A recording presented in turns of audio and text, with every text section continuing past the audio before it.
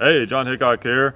All right, first of all, I'm sorry. This is another Glock 19 video, so you Glock haters out there, I just want to warn you, you're not going to like it. You're going to want to watch something different. But I really wanted to do this video on these two guns because I have two pretty rare Glock 19s. Now, rare for a Glock 19, I guess. And I'm sure there are Glock 19s out there that are more rare for some reason I'm unaware of.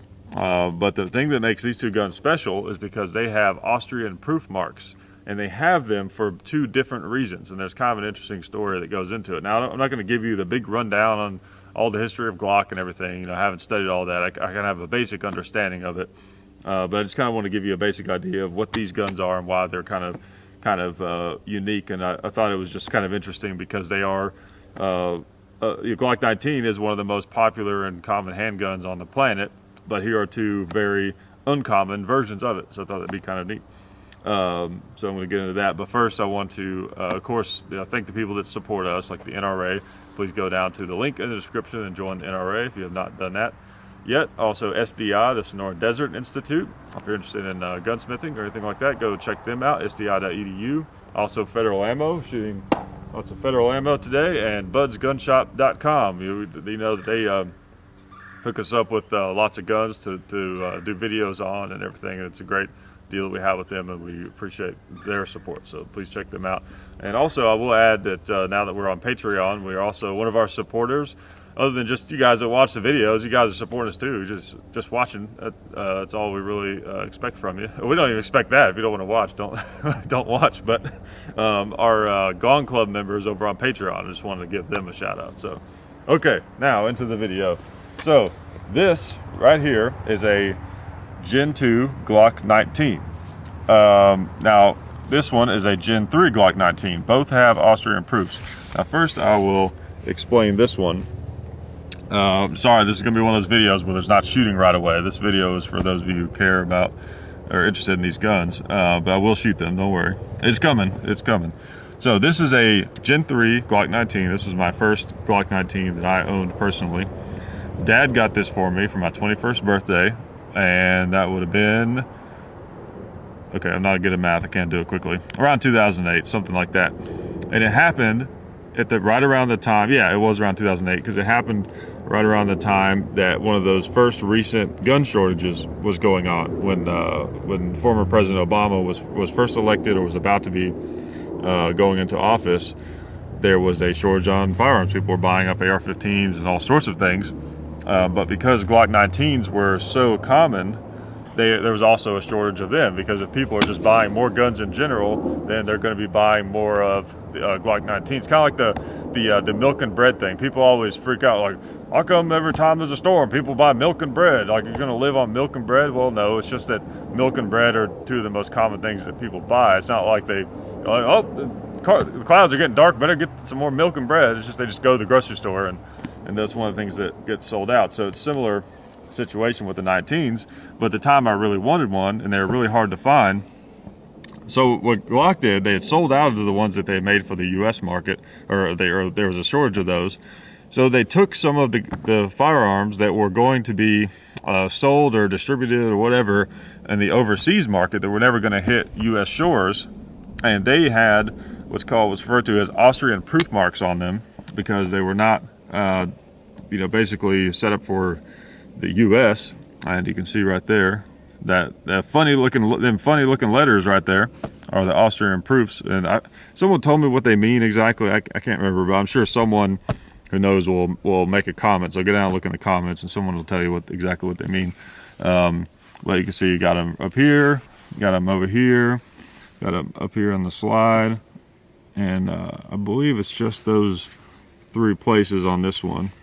Yeah, just those three places on that one. So that's part of what makes this gun rare, is because these were only available for sale for a very limited amount of time, because that shortage, of course, didn't last forever. So these are pretty rare. They were only around for just that brief time there around 2008 when there was a shortage on these things.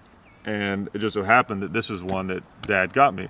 Now, when he bought this one, another thing that's kind of interesting is he actually was able to he had the opportunity to buy two of them with consecutive serial numbers. which would have been kind of cool. But at the time, he didn't really have the means to. I mean, it was like $600 or something brand new. It would have been a lot of money to buy 2 of them, and it's a Glock, so he wouldn't think it'd be like super valuable or anything by now. But so he didn't go for that. He just got the one. So somewhere out there, this pistol has a buddy that has the serial number KUY 461 or 463. I'm not sure which one it is, but so that's kind of a neat story. So this is a pretty rare gun, and these actually, there are some collectors out there who really look for these, and you can see them on Gunbroker occasionally for sale, commanding a slightly higher price than a regularly used Gen 3. So that's the deal with that one. Now let me shoot it before I get into the story on the other one. All right, and this is one of my favorite guns. I mean, I've had this a long time, of course. I guess I've had it about, it's 10 years now, so I've shot it quite a bit.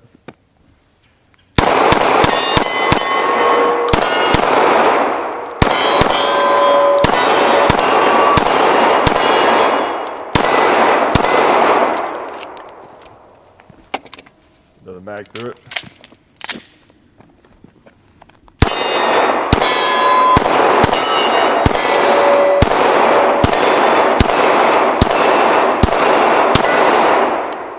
Let's go over on the hill.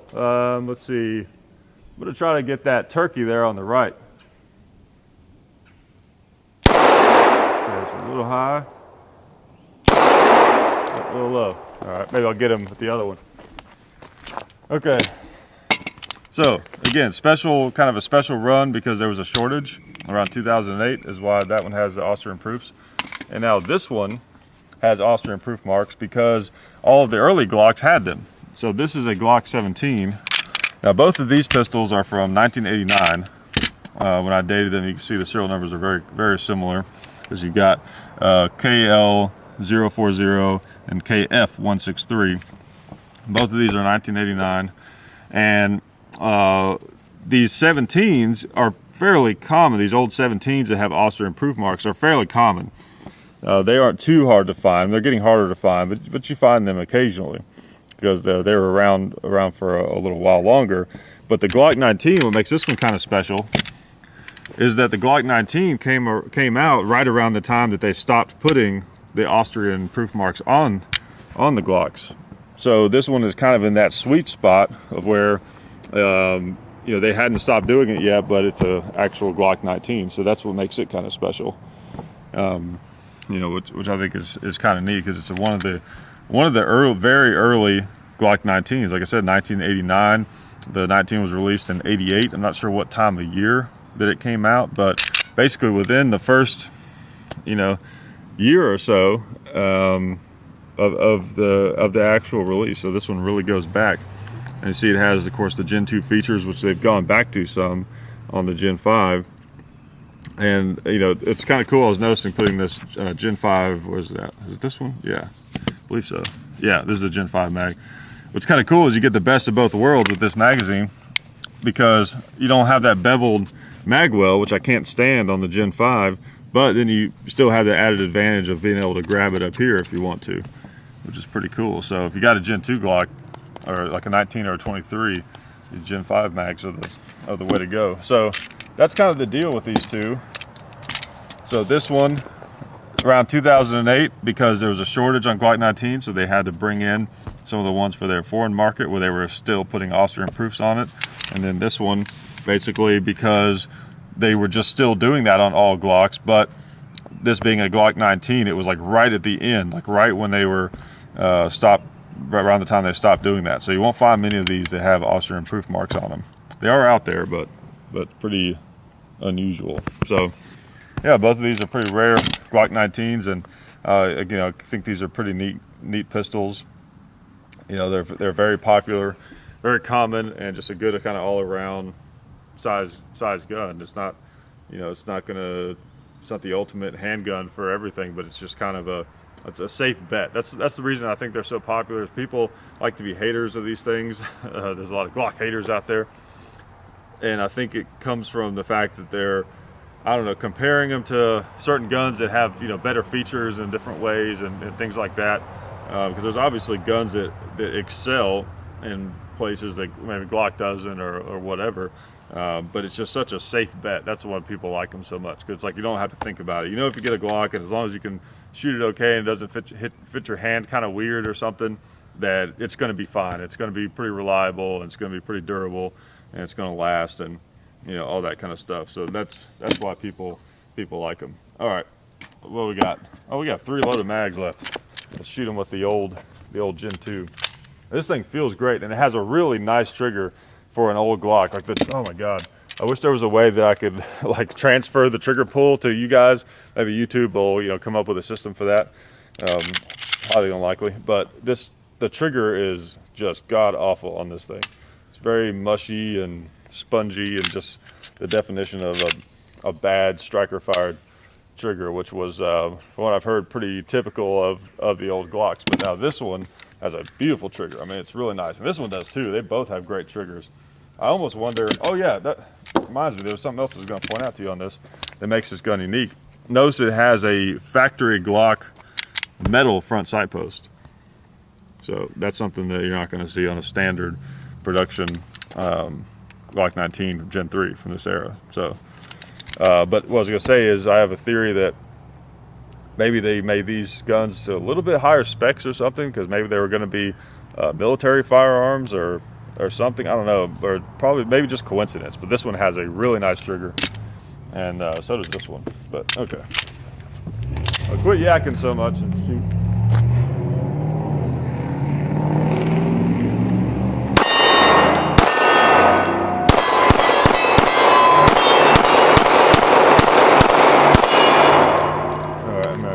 I'm going to try to get that turkey again up there on the right.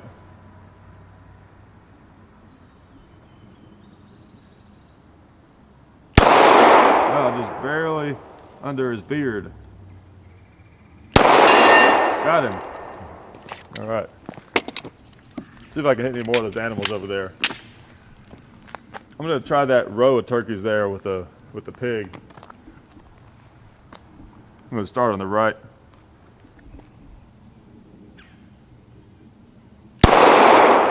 Okay, I think I hit right at his feet.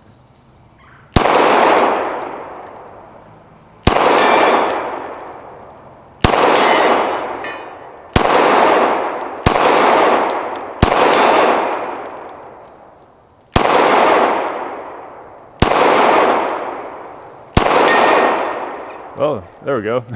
So I hit him a couple of times, I think.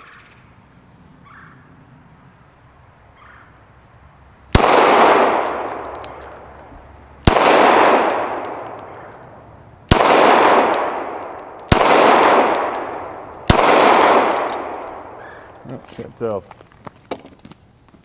All right, I'm gonna try this last mag up there on the top row. I'm gonna start with the buffalo on the right. Now it's not gonna knock it over, but if I hit it, I'll move on. Oh, way low.